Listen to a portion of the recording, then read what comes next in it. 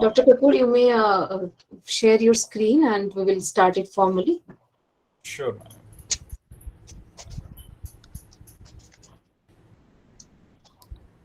So very good afternoon to everyone and welcome back to the 10th webinar of Evidence-Based Policy and Action Roundtable Series. Today's webinar is titled Competitiveness Roadmap for India at 100, Vision for Rural Development. Our webinar will focus on the inequality question in India and what are the key challenges for rural development policies to reach the Sustainable Development Goals by 2047. We are very enthused to have Dr. Amit Kapoor, who is the Honorary Chairman at Institute for Competitiveness, India, and visiting lecturer of Stanford University. Dr. Amit will draw from a synopsis of around 150 research papers, and he'll comment on India's competitiveness and recommendations for a comprehensive growth strategy for India till 2047. Before we would introduce Dr. Amit in detail, but before that, I would invite Dr. Partha to have a formal welcome address for our participants and kind of formally open the program. Dr. Partha, it's over to you. Thank you, Dr. Ruchira. Am I audible? Yes. Okay. Good afternoon, good morning, good evening. If people have come, they joined from outside India. And on behalf of Director General NIRDPR, Dr. G. Narendra Kumar, and on behalf of the coordinating team, I extend a warm welcome to all participants who have joined this afternoon to listen to Dr. Kapoor. And I am sure we'll have a very engaging discussion, and this topic is very important and topical because now everywhere we are talking how India will look like, what will be the development discourse of India in 2047 when our independent, we will celebrate our 100th independence. So with this brief remark, I request Dr. Ruchira to introduce our speaker and carry forward the discussion. Over to Dr. Ruchira. Thank you so much, Dr. Partha. Let me introduce Dr. Kapoor to you in some detail. Dr. Amit Kapoor is Honorary Chairman at Institute for Competitiveness, India. He is the President of India Council on Competitiveness and Editor-in-Chief of The Thinkers. He is the Chair for the Social Progress Imperative and Shared Value Initiative in India. He is an affiliate faculty for the Microeconomics of Competitiveness and Value-Based Healthcare Delivery at the Institute of Strategy and Competitiveness, Harvard Business School. He is also an instructor with Harvard Business Publishing in the area of strategy, competitiveness, and business models, in addition to being a visiting faculty and lecturer at Stanford University, where he is teaching a course on rebalancing the economic systems and rethinking economics. He has been inducted into the Competitiveness Hall of Fame, which is administered by Institute for Strategy and Competitiveness at Harvard Business School, in addition to being the recipient of Ruth Green Memorial Award for writing the best case of the year by North American Case Research Association. He is the author of bestsellers such as Riding the Tiger, which he has co-authored with Wilfred Orbler, and The Age of Awakening, the Story of Indian Economy Since Independence, which is published by the Penguin Random House. His recent book, Disrupting Democracies, has been published by the Bertelsmann Foundation.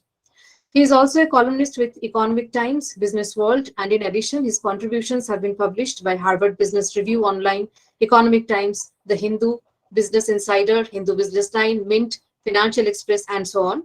He has written over 600 opinion pieces in different forums and different places, and as well as academic research such as case reports and articles. Based on his work, 3 awards have been devised and constituted within the country. First is the State Competitiveness Awards, wherein the Chief Ministers are awarded, then City Competitiveness Awards, where the city heads are awarded, and Strategy Awards, wherein corporates are awarded for their strategic acumen. He chairs the jury and curates Porter Prize, in addition to curating events like National Competitiveness Forum, Shared Value Summit, Thinkers 50, etc. As for his interest in entrepreneurship, he is a keen investor and has funded enterprises like Metal, Soul Ace, Devtron Labs, Business World, etc. You can follow him in Twitter and follow his handle @Kautilya, and also contact him at amit.kapoor@competitiveness.in. Dr. Kapoor, we are having these webinars regularly on different areas of sustainable development goals, trying to structure and write a rural development policy in the future. So far, we have had webinars in 8 different SDG areas. Today, we have come to the area of inequality and the poverty SDG. And out of your report, I have also gone through it. I'll just quickly show it to the audience here. This is the report that I'm talking about. Of course, it's available online. You can go through it. It's a very well done, very thoroughly written report and extremely well analyzed. And out of the report, I would request Dr. Kapoor to kind of focus on the shared prosperity challenge when he's presenting today and on the rural development area. So with that, I would like to hand over it to you, Dr. Kapoor. You may start. And thank you for your time. Thank you so much. Thank you, Ruchira. Just wanted to do one very quick sound check. I hope I'm audible fairly well. Yes, yes, you are on. So thank you, Ruchira. Thanks a lot for this opportunity for sharing some of my ideas on the idea of India at 100. And of course, as you saw it in the report, this whole idea of building a roadmap emerged from the meeting that Michael Porter had with the Honorable Prime Minister, and we actually envisaged that, or we thought that we should write this document. That is what we have done. It took us close to about 12 to 18 months to really do this work. What I'm going to do as part of my talk is that I'll share the broad idea of what we see India as. So some idea of diagnostics, some bits on inequality, and what India needs to do as it actually moves forward. So fairly quickly, if you really look at it, as I said, what was the ambition? So the idea was to really see how India can actually realize its economic growth ambitions and really see what kind of policy imperatives or what kind of policy actions need to be taken. And the framework, just as a quick thing, in terms of the framework that we actually used, we used the Porterian view to the world in terms of understanding as to how countries can actually be successful. Eventually, at the end of the day, what matters is productivity. How is it that our labor is productive, or how well we are able to do things with our resources is a key critical question. So when I say productivity, it would mean that per capita income of people has to be pushed higher. Their quality of life has to be pushed higher. So having said that, so what matters for this is there are two broad areas. One is, of course, the macroeconomic conditions that matter. Everybody.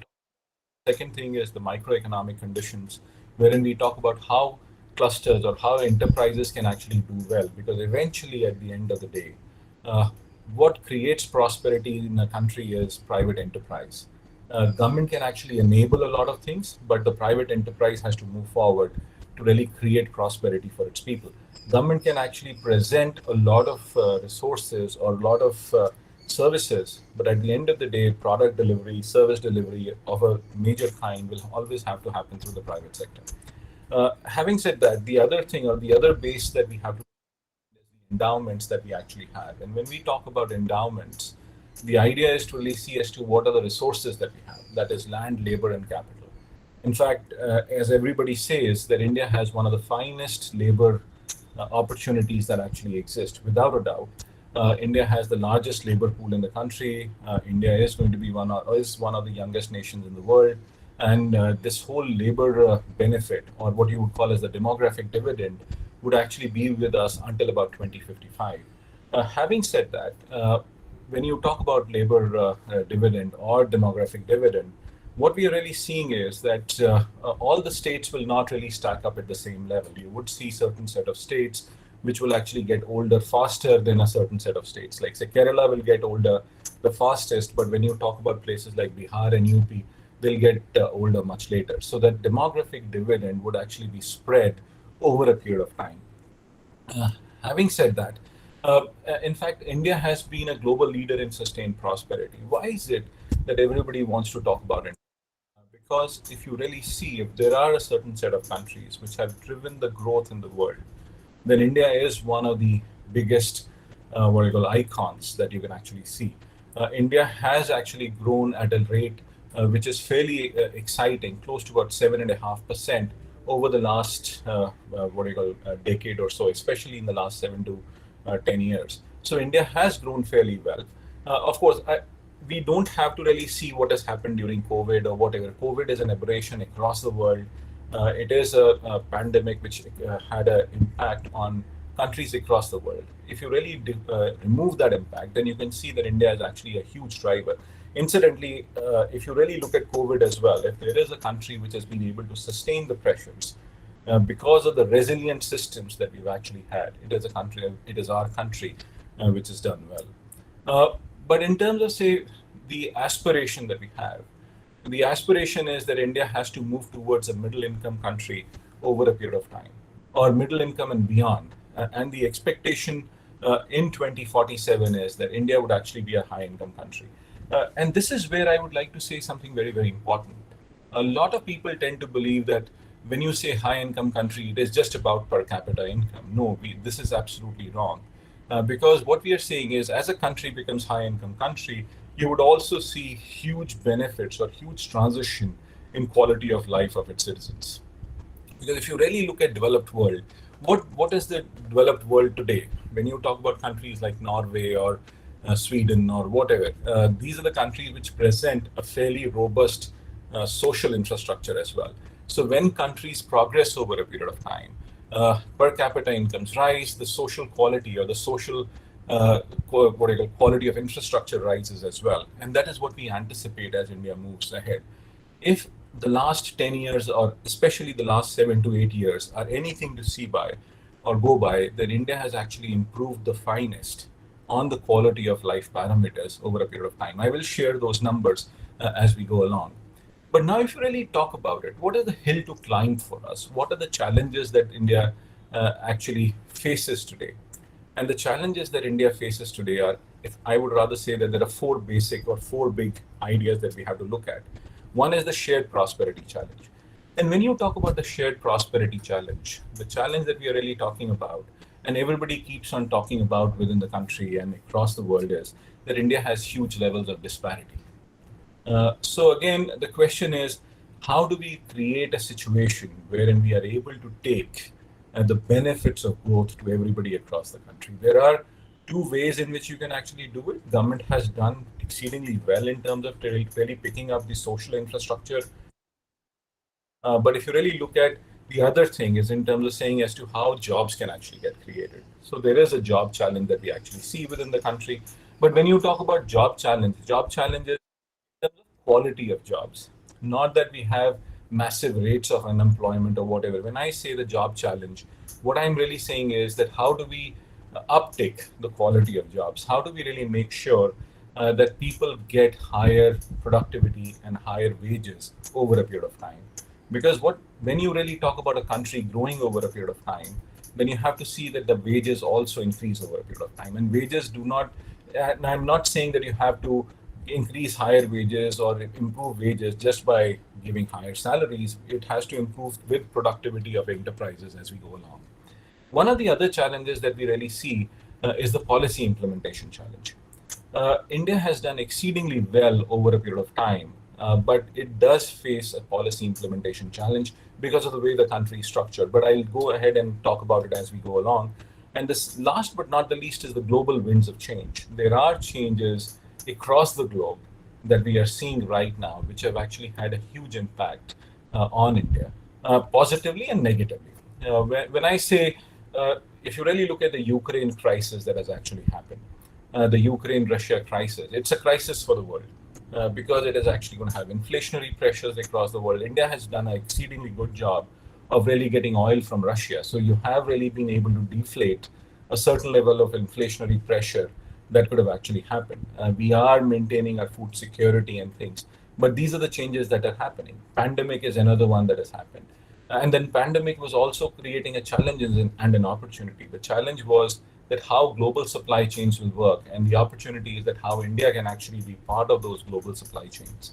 And there is an opportunity. So as you know, like our Honorable Prime Minister has said many times, and he has said that, you have to look at glass as half full or half empty.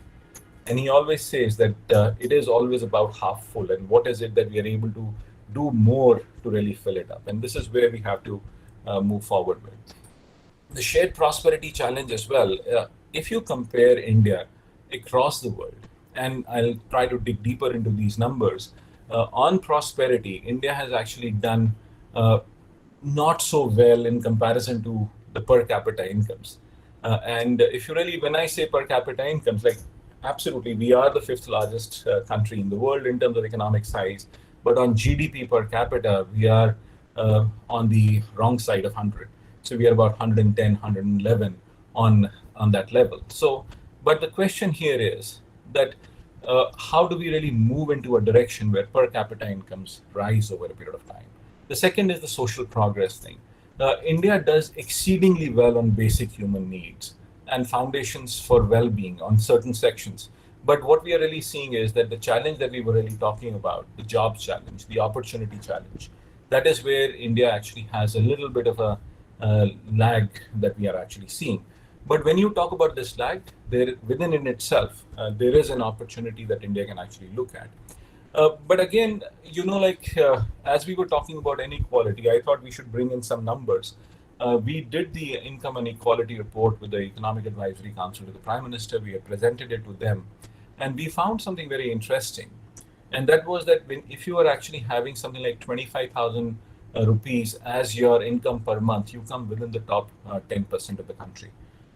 So what we are really seeing here is that if you make something like 300,000 rupees, then you would be in top 10% of the country. This is where what we have to see is how do we move next over a period of time. And if you really look at the numbers, like we do know that there is a lot of wealth that actually is there within the country, but we have the disparity question that actually arises. And how do we remove the disparity through enterprise creation and through the right sizing of firms to really creating opportunities for people to really push entrepreneurship and so forth. Then, of course, another positive, which I see is really happening within the country is, especially in the last 3 to 4 years. And if you really look at the PLFS data, what we notice is that the female labor force participation is rising. It has risen from 23% to 30% in the last 4 years or 3 years. This is exceptional. I think if there is one country which has seen the pace of change on labor force participation and female labor force participation, it is India. You can always argue, and there would always be arguments from people in terms of saying COVID, it forced people to really work and so on and so forth. But what I'm saying here is that this is also a big change that we are seeing, that people are getting into the workforce and there is a positive uptake on that. So we are seeing female labor force participation rising, so that inequality that actually existed at the male-female labor force participation is also diminishing over a period of time. We have a long way to go, without a doubt, but still we are changing. And then as we really look at it, the job challenge is that if you really look at the employees as share of working age population in India, we are seeing that there is a certain shift that has happened. So there is also this issue of what you would call and so on and so forth that we'll have to tackle over a period of time. But as we really talk about economic performance and shared prosperity challenge, we have to look at something very important, and that is that how states are performing. What we see in India is that there are a certain set of states which perform exceedingly well. Especially there are about 8 states which perform very, very well. And then there is a lag that actually, or there are a certain states which have actually left behind, or they are not really growing at that same momentum as the country has actually seen over the last few decades. So if you really, the answer is very obvious. The states like Maharashtra, Karnataka, Gujarat, Tamil Nadu, Telangana, these are the states which have actually done very, very well. And we have seen a lot of shift or improvement in states like UP and Bihar, but they are actually at a low base level in terms of their aggregated economic impact or per capita incomes that we are seeing. So the shared prosperity challenge would be that how do we actually find a way that the disparity between the states also reduce over a period of time. In terms of, say, the disparity within the states, like if you really look at the per capita incomes, the per capita income for a place like Bihar would be close to about 25,000 rupees. And per capita income for a place like Goa is close to about 300,000 or over that kind of money. So what we are seeing is that there is a shift or there is a disparity that exists. We have to overcome that. Again, we also have to understand that there are coastal states which will do better because of the opportunities that exports provide. The landlocked states will have a different trajectory of growth. Having said that, we need to create strategies or we need to create policies which are closer to what the reality of that is. And we will have to really move into that direction and move forward. But then again, on the shared prosperity challenge, this is how India looks like. So bottom 300 and so if you really look at it, this gives you some very interesting set of statistics. If you really look at the top 10 districts, the top 70 districts, it actually is 10% of all employees. But when I'm saying this is again, I'm talking from a income generation point of view. So the top 70 districts employs 10% of people, but it generates close to about 70% of the money or 80% of the money that happens. In fact, the top 100 districts in the country export close to about 80% of India's exports. So that is a very interesting number. In fact, you would know that the top two states, that is the state of Gujarat and Maharashtra, contribute close to about 40% 30% of India's GDP, even in today's parlance. So that means there is that whole growth skew that we are actually seeing over a period of time. But again, this is something very interesting on share of employment across sectors. What you would see is that percentage of urban employed and rural employed. So this graph gives you something very interesting, and that is that India still is a rural country. And the numbers are there for us to see. 70% of Indians, even today, close to about 68% of Indians live within the rural areas. And now the question is that what do we do for the rural regions so that we are able to move forward? There are states which have done some exceptional work around it, something like, say, ODOP. ODOP is a great example of what should drive India. Because if I'm able to identify what is happening within the states and or within the certain set of and identify the products and really propel them and push them, that means we are able to create those set of clusters over a period of time and really push the prosperity idea forward. It is like this, like if you really look at a state like Bihar and you have a place called Bhagalpur, which at one point in time used to make the finest silk in the world. And for an industry which is now really at a lower ebb, we can actually revive it. So ODOP is a right step and a right directional thing that we are really looking at. But again, so concentration of population in rural or urban sectors or districts. So this is what we see here is that India is very, very rural, even dominant. When I say rural dominant, that means where rural population is higher within those districts. So you would just see that there are some city locations which you will see are very highly urbanized, but predominantly districts are still rural. So that means there are opportunities which have to get created within the rural segment. And then this is something, again, very interesting in terms of going deeper into the data.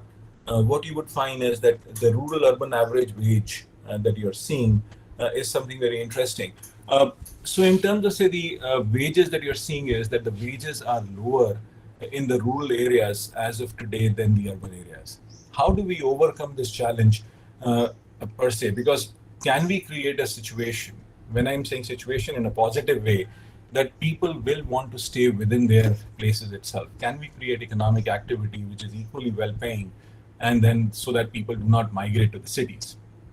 I'm not saying that migration to cities is wrong or whatever. Cities create opportunities, they do provide opportunities, but given the size of India's population, you will have to create alternate centers which have to actually do very well over a period of time. So again, as I said, ODOP is one of those directional things that we are seeing. And then, of course, contribution to payroll of traded cluster from sectors. What you would really see is that rural areas dominate. If you really look at the third graph on the right, that is where you will notice that it is the agriculture-dominated industries which are giving a lot of opportunities to people in the rural areas. But now the question is, this is where the opportunity lies. Can we create food processing as a great opportunity in these areas? There is so much that can actually happen there around those industries and create value addition imperatives, and people can actually do well as they move along.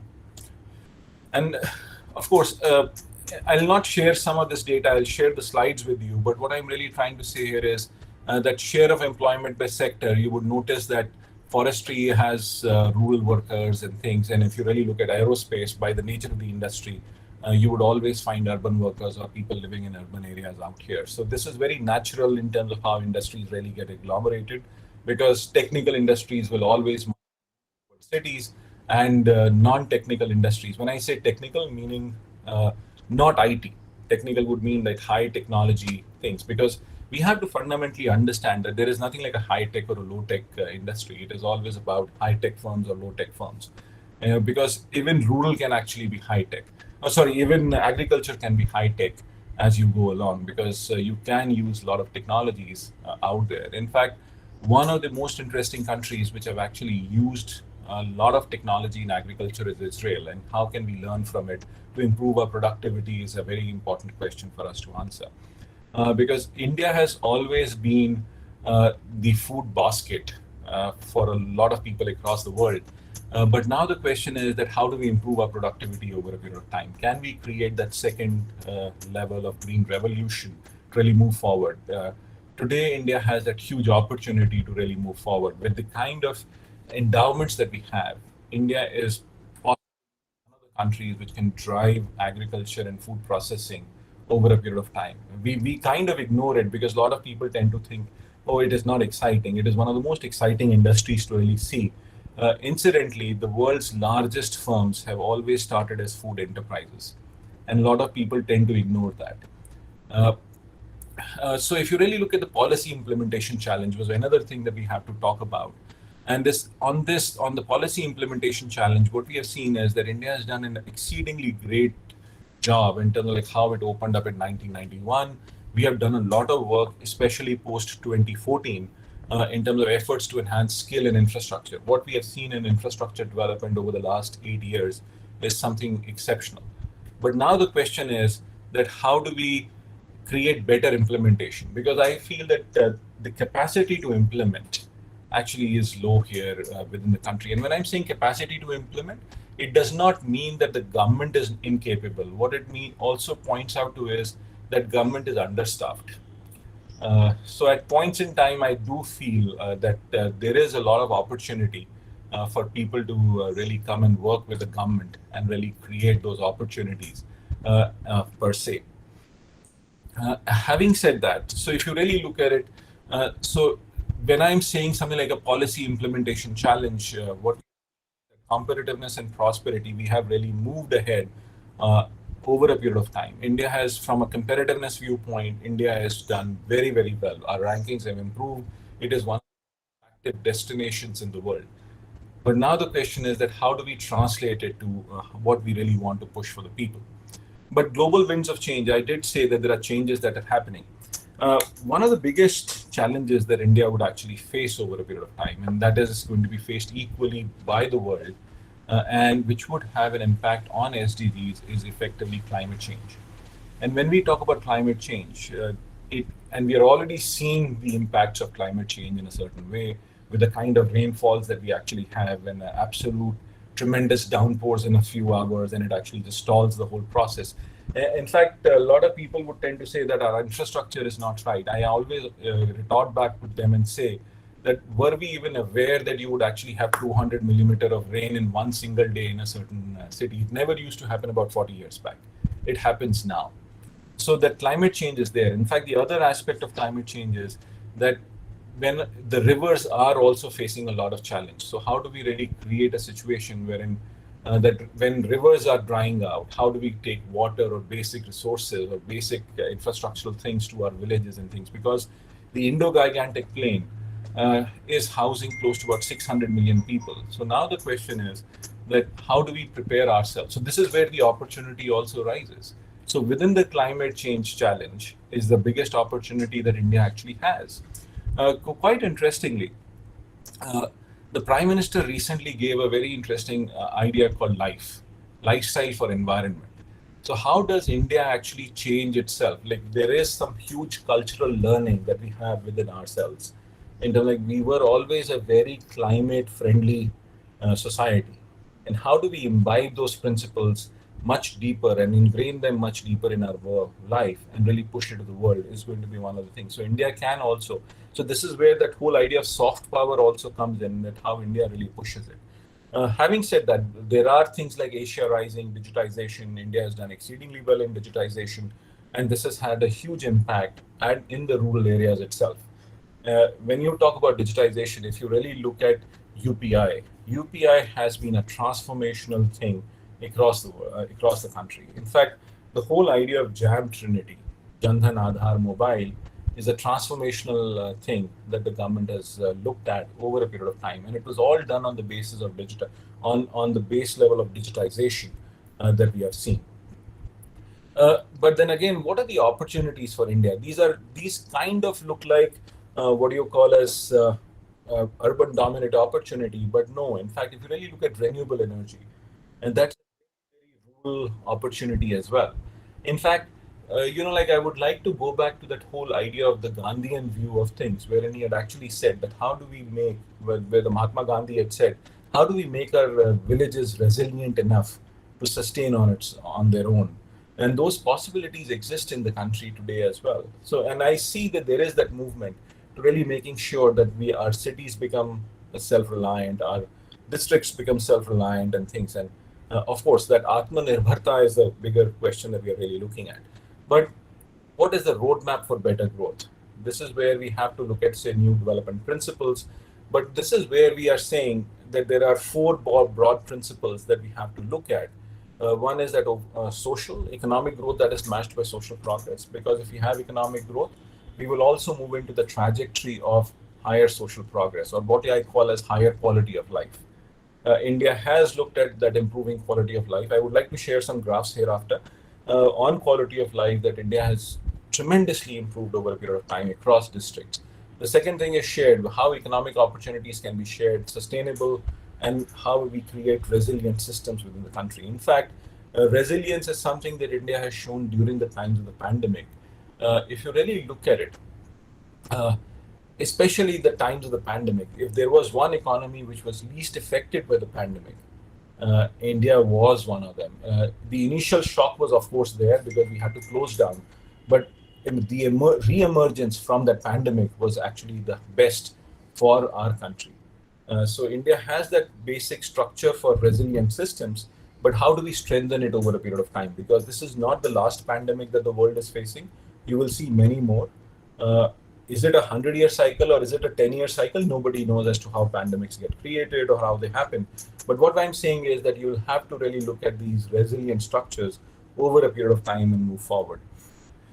So the question is going to be that how do we create more competitive jobs, and what is it that we can actually do for low-skilled labor?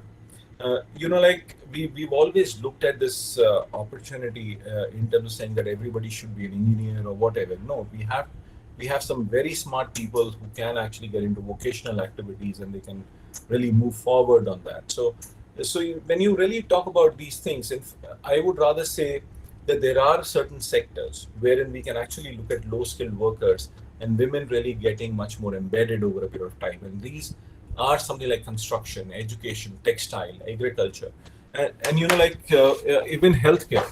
Healthcare is one of the biggest opportunities that actually exists for India. When you talk about healthcare, if I am able to take healthcare to the masses, wherein I'm able to take it to each district, look at the opportunities that actually exist for a country like India. And this is a very important thing. One of the other things is about tourism. Tourism has one of the biggest multipliers of creation of jobs. A very interesting example, in fact, is Kevadia. I'm sure all of you know the Statue of Unity, Kevadia project and everything. It is again, a very interesting project in terms of the multiplier it actually creates. There was a lot of criticism in the past, which I was actually surprised by. I do get surprised at a certain level of criticism that happens. Why should Statue of Unity have happened, or why should we really invest in Kevadia? Because there is 3,000 crores that have actually got invested there. In fact, that is just not the right way of looking at it, because what you need to see is that what that 3,000 crores does to that economy, because the multiplier effect of direct, indirect, and induced impact that actually happens because of that is tremendous. It actually has an impact at the local level.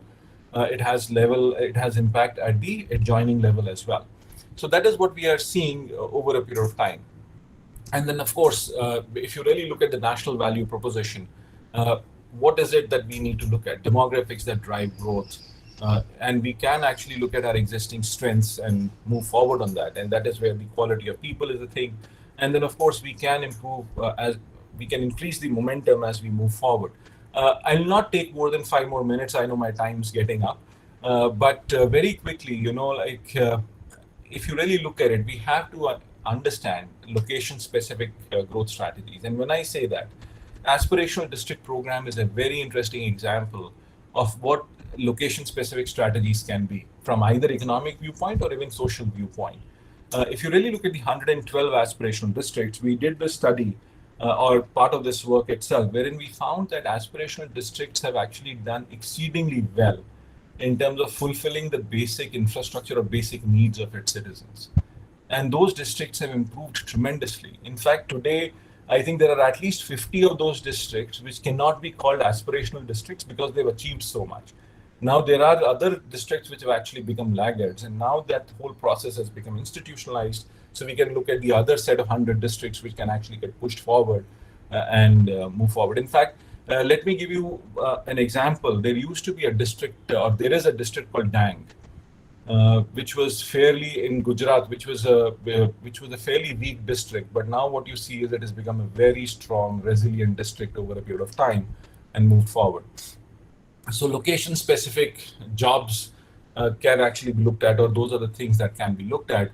But as we move along, what is it that we need to do?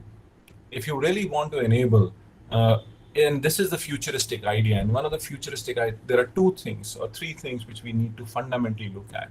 One is that we have to look at improving the quality for our people at the level of children. The second thing is about how we improve our healthcare systems across the country and tackle public safety. How do we make things easier for women across the country? We need to really see that women feel much safer and things. So this is one of the challenges and these create opportunities per se in itself as we move forward. And then of course, strengthening effective markets, agriculture, how we can really move towards productivity, how we can improve our educational system and educational outcomes. Today, if you really look at it, education is one of the biggest opportunities. And what COVID did tell us is that technology can actually be used to really taking quality education to our students across different sets of locations, whether cities or villages or whatever. Of course, once our basic technology infrastructure improves over a period of time, this would also become a lot easier as we go along. But having said that, the other thing is that how do we strengthen our federalism? Like how do states, because states will have to do more. When you talk about what we do find is that the central government has a very strong vision in terms of what they need to do, but now it is a question of what states and how states can actually get aligned to it and really move forward, because each of the states should actually know what it needs to do, what industry it should focus on, what districts it should actually look at, and start looking at it, because heterogeneity of India is in itself an opportunity. In fact, I started with ODOP. ODOP is one great example of heterogeneity, and in that heterogeneity lies the biggest opportunity for India. And if you really look at it, these are the last few set of slides which I thought I should share with you, and on ease of living, as to how India has actually done ease of living. In fact, this is a district level work wherein we wanted to understand how India takes care of its people on basic needs, elements of welfare, and scope of human betterment. What we see is that a lot of districts, almost 55% of Indian districts have improved or are above the national average on quality of life or ease of living. So when you talk about ease of living that we have seen, India has improved quite significantly over a period of time. So if you really look at it, all these green districts are the set of districts where the ease of living is very high, and that is done through government interventions and things. Like a very simple thing like, say, Swachh Bharat Abhiyan has had a huge impact on ease of living. How it changes the quality of life of, say, the girl child, how it enables her to go to school. And why am I really talking about this is that this is one of the biggest challenges that India actually does see within the rural areas. And we have seen this whole huge shift. And then, of course, if you really look at it, this is how districts are. Like the top 100 districts, they're all spread across the country. And the bottom 100, of course, like these are the challenging districts, the red ones. So maybe these are the districts which could be the aspirational districts now and move forward with. But again, so like this is a very powerful slide. What we have seen in the last years is, or the last 8 to 10 years is, that India has actually improved on basic needs in the tremendous way, in exceedingly tremendous way. If you really look at it, today on basic needs, India actually has the highest or the best thing that we have been able to cover at least 60 to 70% of the districts within the country. And now we have to really move forward with the other districts. And this is a similar thing on elements of welfare. And when you say elements of welfare, the question is that how we are supporting our people. And whether it is through some governmental insurance scheme or whatever, what you're seeing is that the coverage is exceptional. Because a lot of people would always say food security is one thing which would, or health security is one thing that is required because it will push people into poverty. But today, with the process that we have created, we are able to actually manage a way where people are not really getting pushed back into poverty. But there, of course, but remember, COVID is a special circumstances. So it has had a challenge, it has created that challenge, but I think we will still be able to emerge over a period of time. And this is the same thing on scope of human betterment. This is one thing where, again, this takes us to that important question of job challenge. That these are the districts where jobs will have to get created, and how do we really look at opportunities on these districts? So if you really look at it from action to roadmap, what India needs to do is we need to really get the sectoral priorities right, locational priorities right. We need to create a structures wherein we are able to identify the opportunities across districts and move forward on that. And of course, it has to be ambitious, wherein we are talking about that 4S framework that we talked about, or we talk about the SDG-based ambitions. That is what India will have to look at as we move forward. And that is the exact dimension, as I would say, should be seen for rural areas. In fact, if somebody asks me what is it that is going to drive India in the future, it is not the cities. It is going to be the rural opportunities that will drive India into the future, because there is a whole huge possibility that exists. And the world needs us to be successful, because it is for the betterment of the world. And I would like to make a political statement here. The world cannot afford to have a dominant China because of the way it is structured and the way it behaves.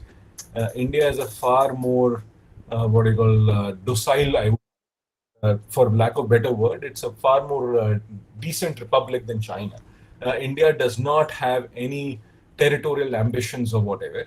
But what our ambition is, that how do we make lives better for our people? How do we create opportunities for our people? And how do we create stronger democratic processes? India has a very strong, resilient democracy, which is going to be a great balancing force in the world. So thank you. This is what I really wanted to share. Ruchira ji, over to you, please. Thank you so much, Dr. Kapoor. I must say that I have been reading this report, quite, with interest, and I'm your avid student. I don't agree with you in a few points. I'll come to those things, like the questions when we open. But before we go into the question and answer and open the panel, we have Dr. G. Narendra Kumar, the Director General of NIRD PR, with us. Sir, I would really like to invite you to make a comment and kind of bind the discussion together, and then we can open it for question and answer. Sir, over to you, please. Thank you very much, Ruchira and Professor Kapoor. I was supposed to give a welcome address, but unfortunately got delayed in policy discussion on rural development policy for India. But surprisingly, we don't have a rural development policy in India 75 years down the line. And this is what we were trying to discuss with the former Secretary of Rural Development, and I got held up with that. So in National Institute of Rural Development here, we support the ministries of rural development and Panchayati Raj, primarily other ministries of the Government of India. We function as a think tank for these ministries and help improve the existing programs and come up with new programs in line with rural development needs. And our vision is to broadly work towards improvement in the quality of life of rural citizens through creation of better employment opportunities, through dealing with the ultra poor and helping raise their income, and so on and so forth, including improving the infrastructure towards improving the quality of life. What I'd like to do now is to to present before you briefly my understanding from a rural development perspective of the India Competitiveness Report, which Professor Kapoor was good enough to present to us, and also will add on some of the things that I think India should be doing. I would present this by way of a SWOT analysis, what India's strengths are, what our weaknesses, opportunities, and threats. This is sort of a very top of my head type of thinking. As Professor Kapoor was speaking, I jotted down some points and I'm presenting these to you. So obviously they are not very systematic. So one of the key things, as Professor Kapoor has been mentioning, is the demographic dividend of India. But the problem with this is that we've been speaking about it past 30 years and it's fast running out. The estimates are by 2050 or so, we would be through our demographic dividend. In these 30 years, we could not make much use of our demographic dividend. We've upped our skill base, we have moved up the skill ladder, we're having a number of skill development programs. But the original vision that was there is India has a very young population. We can skill these youth and help them serve the needs of the developed countries which are aging. There we've not been able to do very well, and we need to move forward. And the next greatest strength of India is its very population, which was earlier thought to be a drag on development. We need to go for family planning, reduce our population. Now that itself is a great strength in terms of the huge market that it provides. So we don't have to really look outside, because in a world that is increasingly less dependent upon exports and export-driven growth, it'll be good to focus on the large domestic market that this huge population entails. The other thing that is strong about India compared to many other Western countries and developed countries is its strong natural resource base, including the abundant solar power that we have, potential that we have. We got so much of solar irradiation.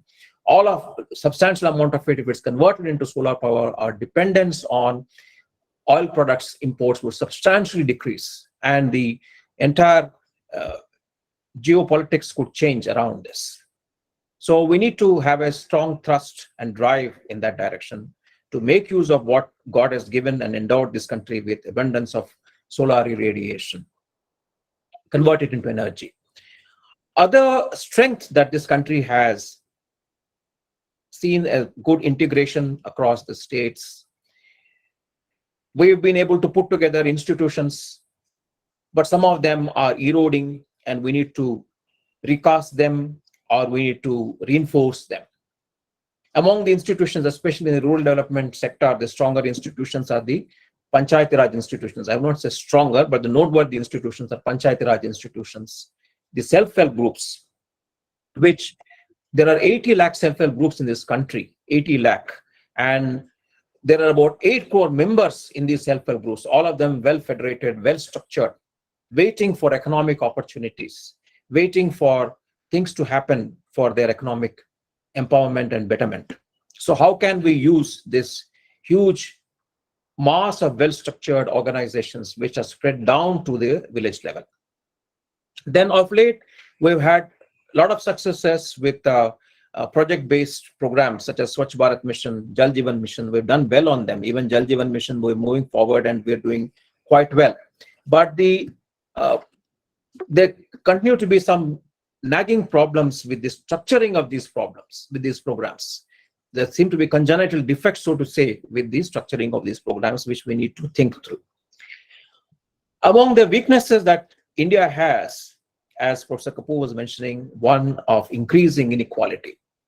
So we need to definitely address this for the long-term gain and benefit of the country and for uniformly spreading the shared prosperity, as he called it.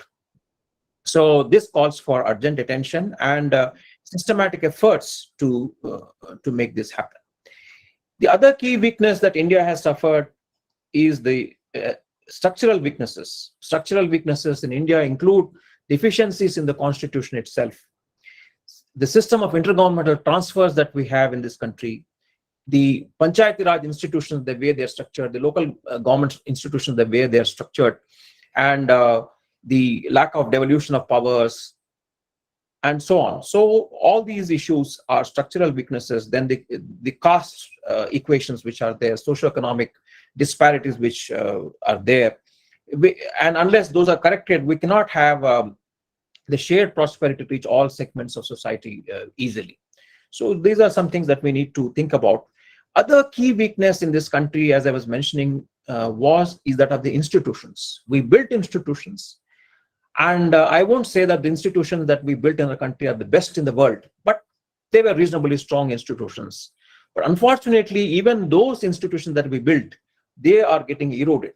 The strength of the institutions are getting eroded. And like this committee, the report mentioned, that we need to focus upon judicial reforms. We need to see that the greater amount of judicial accountability needs to come in. All these aspects need to be focused upon. And I fully endorse the observation of this report that we need to enhance capacities in the government, capacities across the board, be it in the private sector or be it in the public sector. This is a key deficiency in the country. If we are to pick one weakness of this country, the major weakness of this country is the capacities.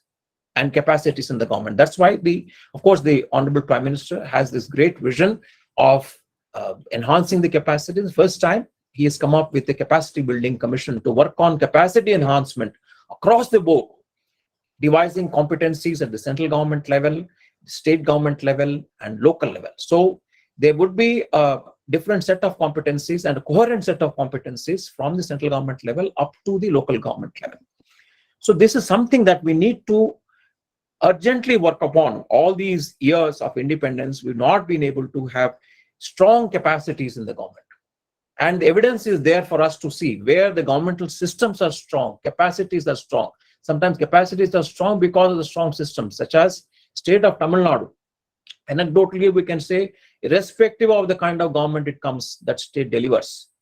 And because the system in the state is such, the capacities in the state are such that they will deliver. So such like capacities need to be built in the system. I'm not saying that that's the best practice, that's a good example. I'm just trying to talk about a state with good capacity, how it can deliver well. Other key weakness, if I have to pick the second strong weakness of the country, which needs to be urgently enforced, is the higher education system in this country. This higher education system has really let down the entire citizenry. Because, as they say, I was Secretary of Higher Education in Delhi, where we set up 4 leading universities.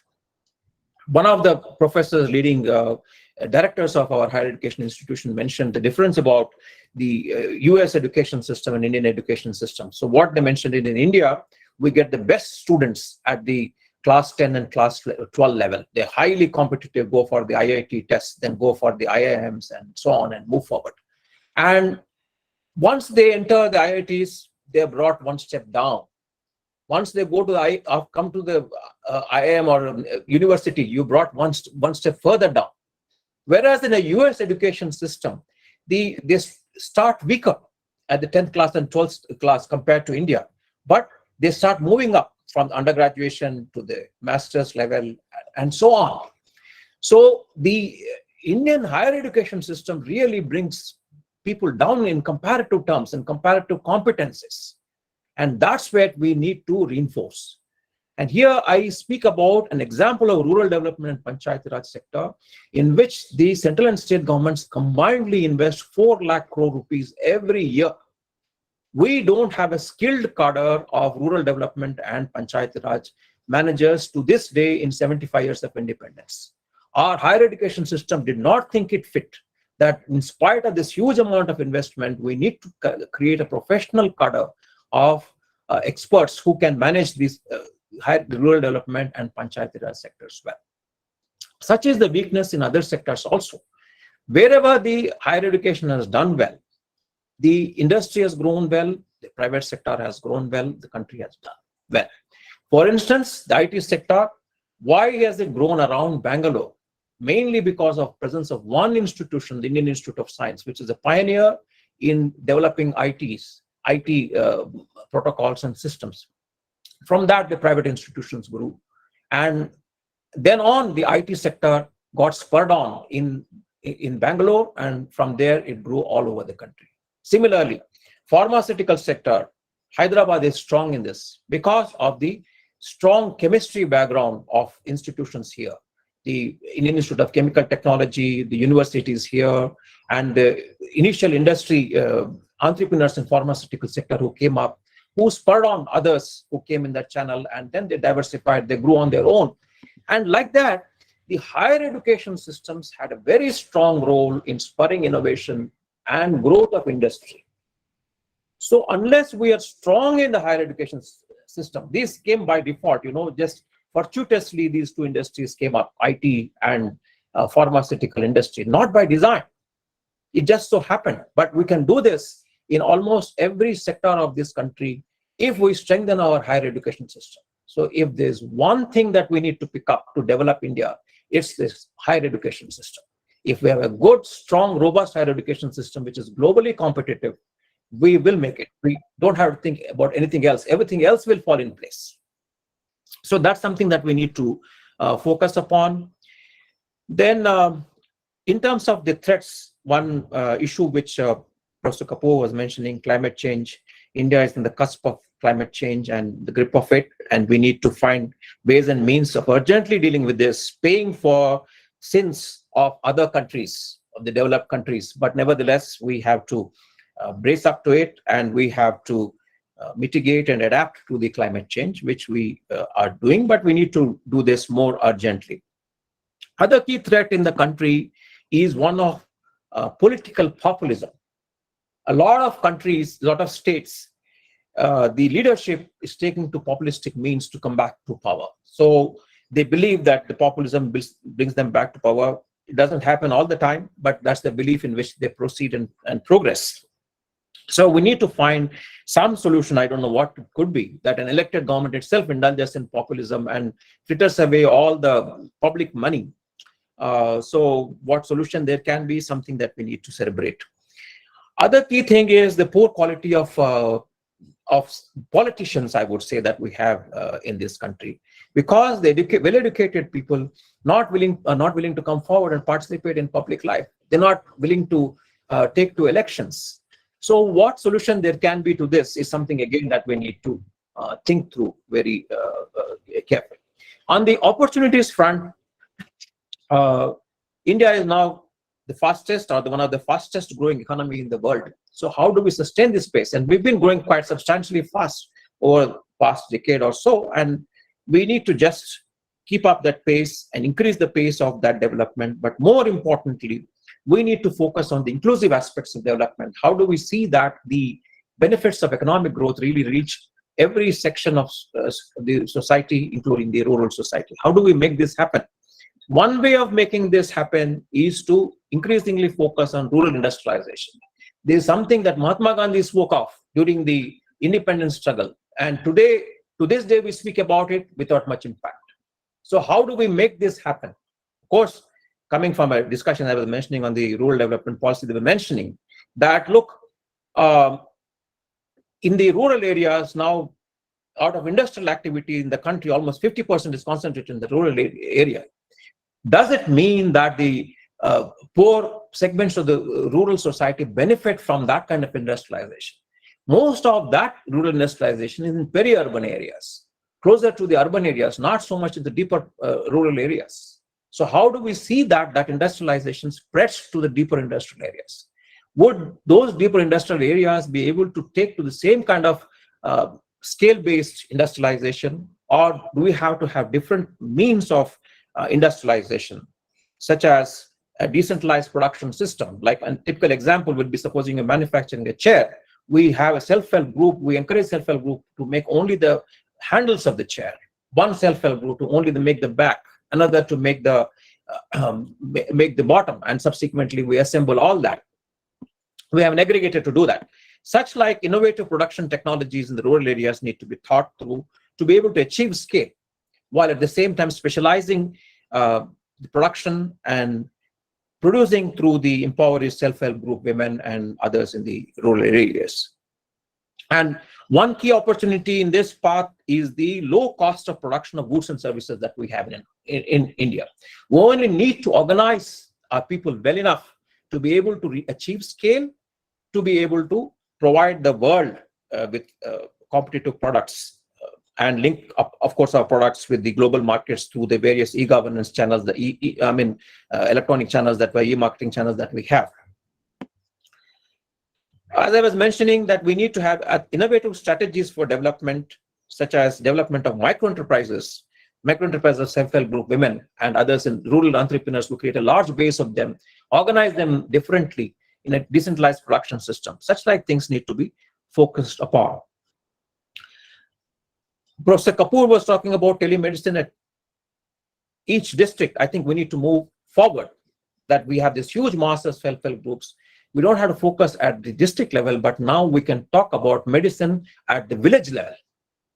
And we just need the IT infrastructure, which is available now in every village. And we have to train the self-help group women to be able to operate the camera and the system and help hook up with the hospitals, bring the patient before that, create a diagnostic facility in that. We can make telemedicine available in every village of this country. Likewise, we made tremendous progress with rural connectivity through the Prime Minister's Gram Sadak Yojana. Now almost every village of this country is linked with a motorable road. But the dichotomy is that we've not thought things through properly, because of which we don't have good public transport to make use of these good roads available. So these are some of the ways in which we can, I think, continue to make progress, understand our strengths, weaknesses, and opportunities and threats. And we thank Professor Kapoor for bringing out some of these aspects very well. And I think we would like to continue to hear more from him. And we in the NIRD would like to welcome him to come to our campus in Hyderabad and look to work with him and his group in the future. Thank you very much, Professor Kapoor. Thank you so much, sir. That was really detailed and very well structured analysis that you have presented and kind of wind up the discussion. Before I open the panel for questions, just one thing, I'm going to give the, you will be able to unmute yourself after I give you the controls. It is a request to our participants that kindly raise your hand and let us unmute you. Rather than you unmuting you all at once, and you can ask your questions after that. So the panel is now open, and please raise your hand and unmute yourself.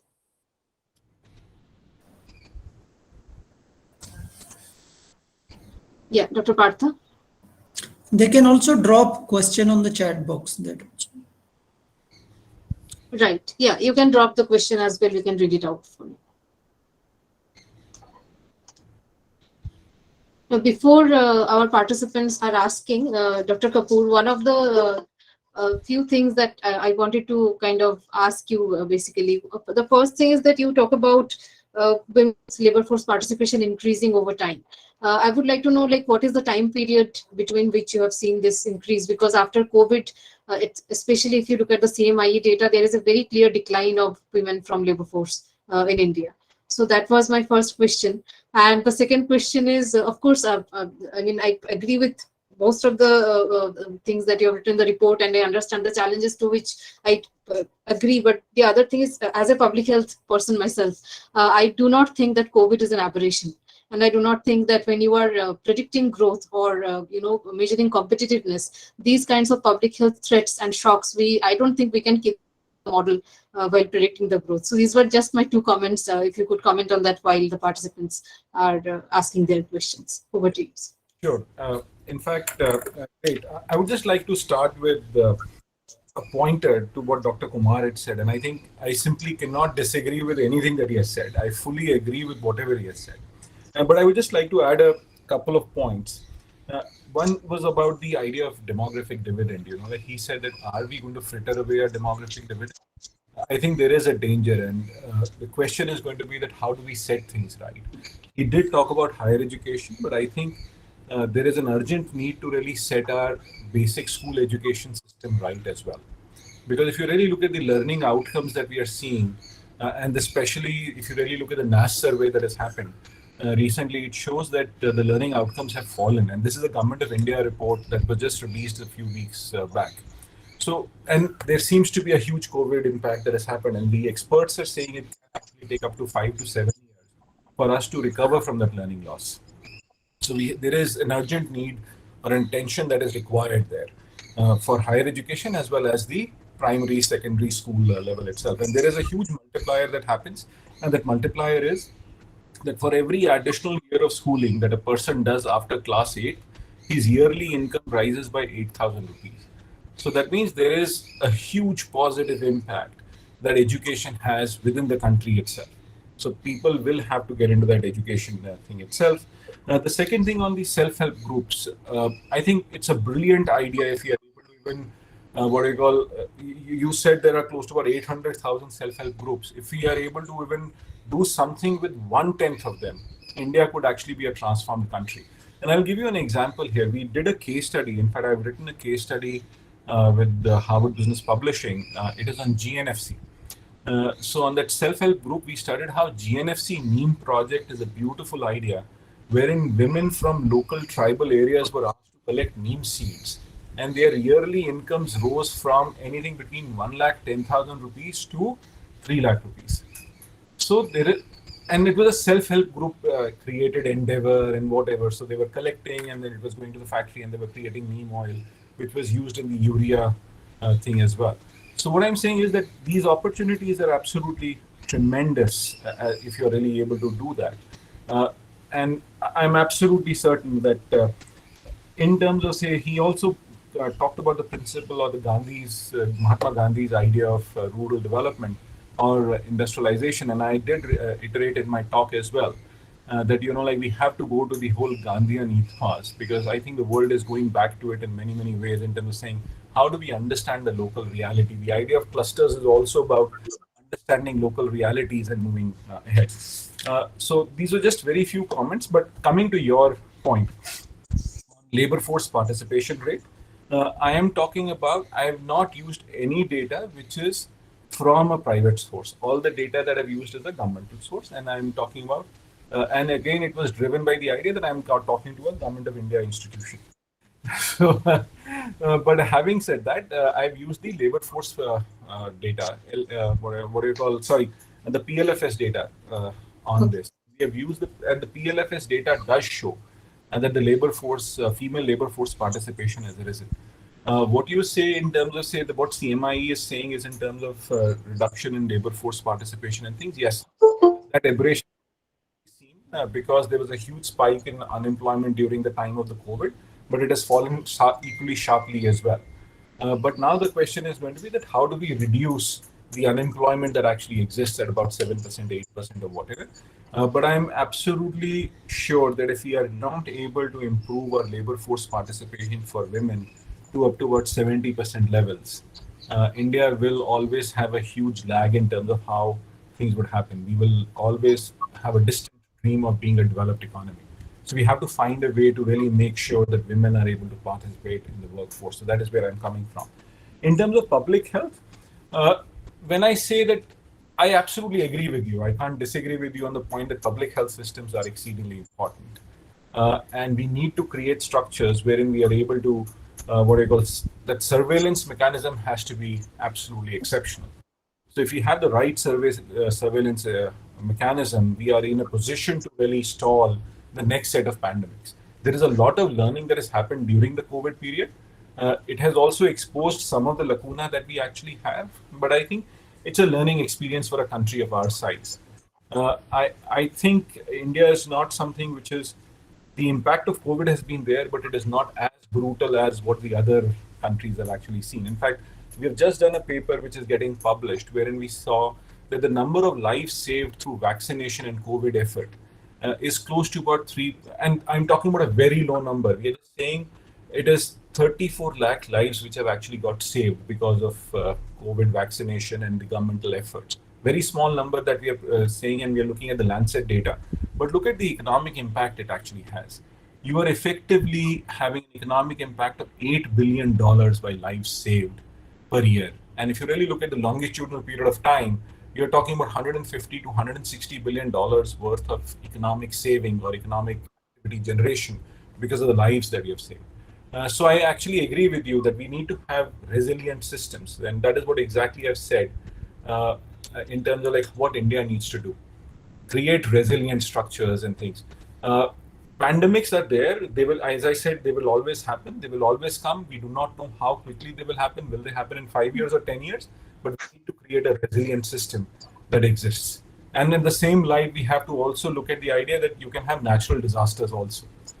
So resilience have to be a larger construct in terms of saying health, natural disasters, climate change, everything, wherein we have to create structures wherein we are resilient. Because India gets hit by so many typhoons and everything every year. Look at how Orissa gets inundated by them every year. How do we really set those things wherein we are able to create our systems intact? So these are some of the points, but Ruchira, it's not a point of digression or disagreement. I think we are on the same page. It is just a question of how we are really framing it. But I fully agree with you, please. Thank you so much, Dr. Kapoor. So we had a few hands raised. I have given you the controls to unmute yourself. I think there was a raised hand from Anupama, if she's still there in the meeting. I don't think she's here. If there are any questions, please raise your hand or drop your question at the chat box. Ruchira, there is a question in the chat box. Okay, so there's a question from Dr. S. Nagabhushana Rao. More of a comment actually. Do you think that rich people in India can make India a rich country? And how the equity and inequalities can be addressed? Can we have socialism in capitalism and humanness in richness? So, Could you address that, Dr. Kapoor? No, this is a beautiful comment and a philosophical comment. I think, like what Mr. Rao is really saying is in terms of like, yes, without a doubt, India has a lot of accumulation of wealth at the top or whatever. Few rich people have a lot of wealth.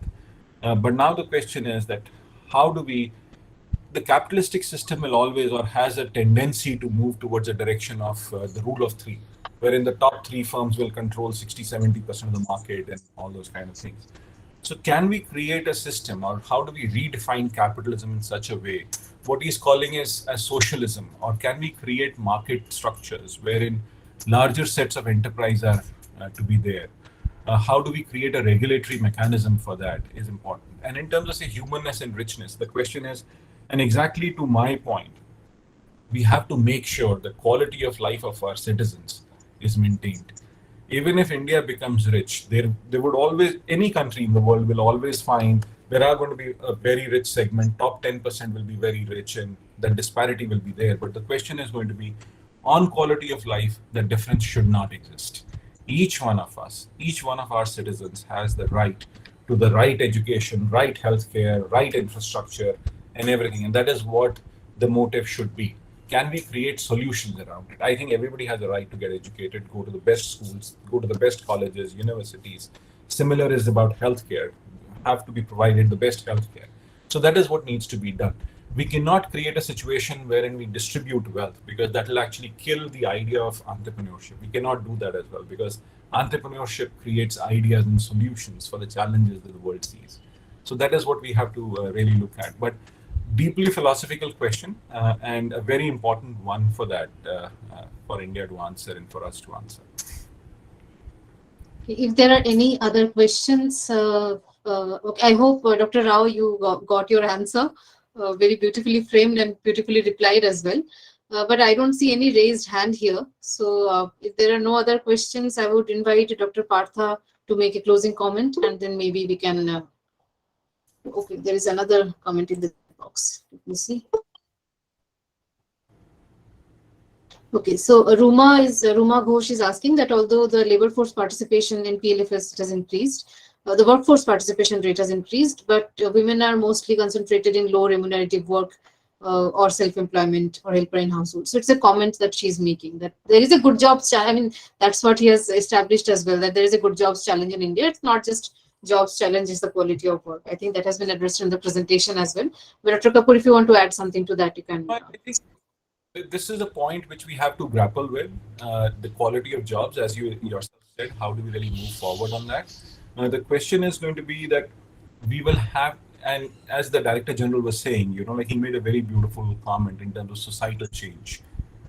And all this will also get driven by societal change. Like people like us who are sitting in our cities, very different life. We have a very different understanding of what rural areas could actually be. So we need to bring that change in the rural areas in our thinking and really move forward to that. Yeah, so that is what I'll say. So the challenge is more from a cultural point of view, enabling women to take their decisions. I think, but if the moment we are able to give financial empowerment to women, that changes the very structure. So we have to empower women financially. When I say financially, you have to find jobs for them and really help them take their own decisions, get their lives in their own hands. That is something that is not happening in 50% of the country. And I'm sorry for saying that, but I hope you agree with me. True. We have a raised hand from Mr. Yadagiri. You can please unmute and ask your question. Yeah, very good evening, Kapoor. Word of caution is that we have very little time left, so please keep your question brief and please ask. Yeah, very good evening, Dr. Kapoor and Ruchira ji. Here, sir, in the regarding high demands and implementation capacity, specifically collaboration across levels and parts of government. And this is one kind of rigidity which we are looking in the context of bureaucracy in India, from the top to bottom, or even bottom to top level. Unfortunately, there is no kind of any model or cascading model to make the collaboration, because each and everybody with the constitutional norms or maybe the set of rules and regulations, whatever it is, that the collaboration is making a lot of big problem for implementation of all the schemes and the developmental part, particularly in the bottom level. How do we overcome these kind of problems in this collaboration problem? Collaborative problem is there in the institutional system itself in the government. Ruchira, Yadagiri ji, can you please ask the question, because we kind of missed the question in your comment here. Can you please ask the question again? I was not able to hear. Yeah, this is the collaboration, the government parts of collaboration between the governmental institutions for implementation of various programs and policy schemes in the bottom level. There is a lacuna and rigidity still in the bureaucracy and the institutional system. How should we can overcome this? Okay. How to overcome the collaboration gap between institutions in the government? That's what he's asking. Yeah, so it's a very important point again, Yadagiri ji. And in fact, Dr. Kumar did say something very important here in terms of like how do we create structures of governance which are able to be politically independent, which are in a position to really have that resilience even if the government changes or whatever. That is one. So how do we create those structures is going to be exceedingly important for the country. How do we increase capacities of implementation in the country? Like something like railways. Let me give you an example. Railways seem to reach a limit of not being able to spend more than 40,000 crores every year. The budget could be higher, but there seems to be an implementation deficit that happens. So how do we create those structures for implementation? How do we really create a situation wherein center and state actually are thinking together in terms of achievement of goals and things? So when you say, I think it's about, and also one more thing that Dr. Kumar had actually said, like how do we really look at a system wherein empowerment of people on ground is happening? When I say on ground, how Panchayati Raj institutions can become more things. We've had that 73rd, 74th Amendment, but somehow we have not really got those implemented. So can we actually move into the direction wherein people are able to decide, local population is able to decide the directionality of what we want to actually achieve.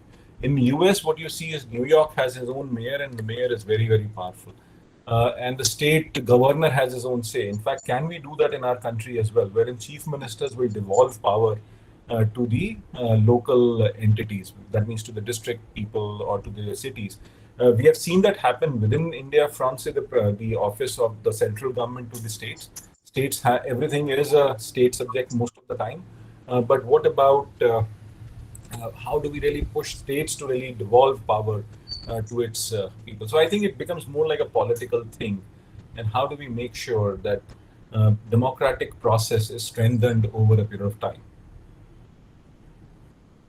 Thank you so much, Dr. Kapoor, for addressing that. I don't see any other. There is one more raised hand, Mr. V.V. Satyanarayana. Please unmute yourself and ask. Yes, Dr. Ruchira, thank you so much, and very thankful to you, Kapoor sir, actually giving the very intensive and very insightful, thought-provoking presentation from the report. I'm myself, Satyanarayana. I'm pursuing my PhD in the political science. I'm working on the rural development, the main aspect of the leadership development. What is the role of the rural development in the especially Panchayati Raj system in India? So thank you.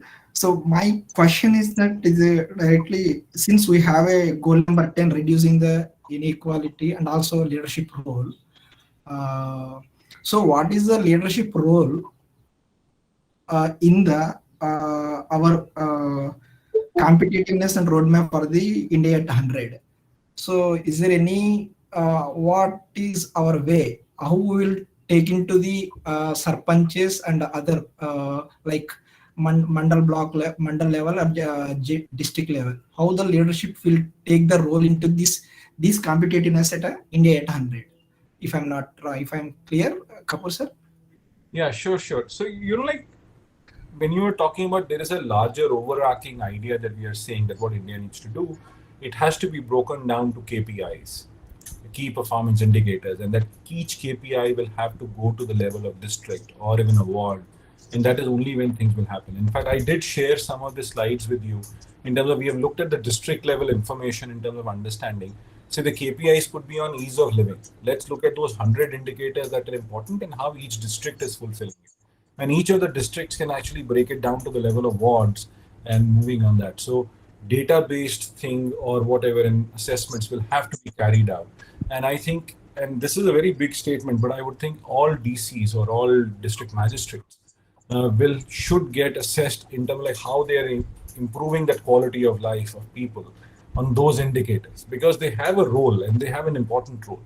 So some of the things that are within their ambit, they should actually get assessed or how they're improving it, because that will also bring continuity to the idea of what we need to achieve over a period of time. The idea is about continuity, not about the pet project that I have, right? So it's the continuity for the idea for India is that we need to be one of the what I call high income countries in the future. We need to have a quality of life or standard of living which is equivalent to a high income country. So we need to know where we want to go. And now each of these things should be broken down to a block level, district level, and a DM or a DC should actually get measured on that.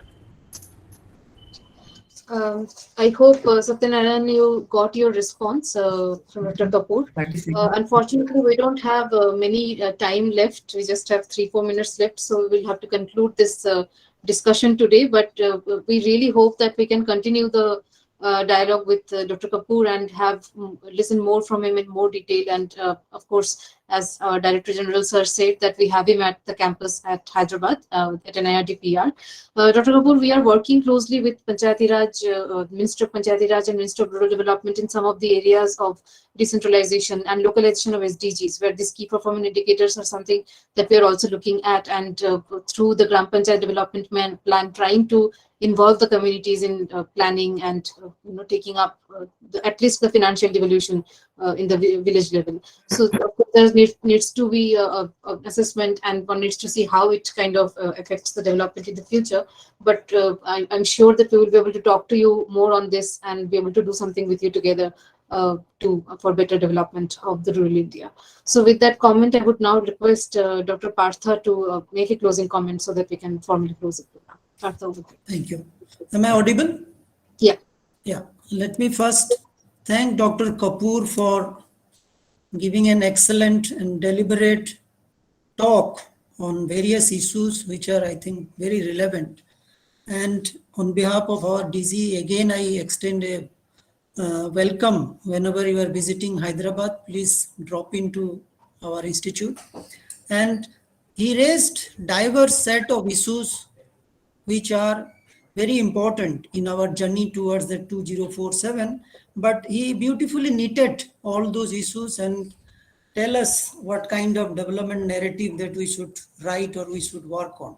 He highlighted many challenging issues, but at the same time, in our journey towards joining that middle income club, what are the silver line, what are the positive or what are the pathways on which we can focus on that. And I also thank he and his team for bringing out those two reports, Status of Inequality and the other one which Dr. Ruchira was showing, which has in fact reflect a lot of important development issues which we all should work on.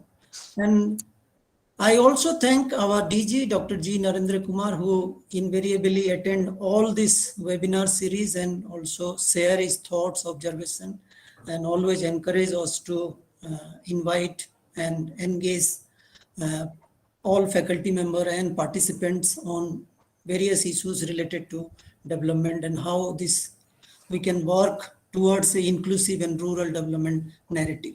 So I thank all participants also who not only joined and actively participated and raised important questions. Thank you very much, and over to Dr. Ruchira. Thank you so much, Dr. Partha. So with this, we close the 10th webinar of Evidence-Based Action and Policy Roundtable series. As we are saying that, Dr. Kapoor, you will be hearing more from us. Actually, we would like to work with you, and we would, of course, write to you in some of the initiatives that we are taking. We have series of workshops and deliberations and brainstorming sessions here. We would like to involve you as well in taking some of the things forward.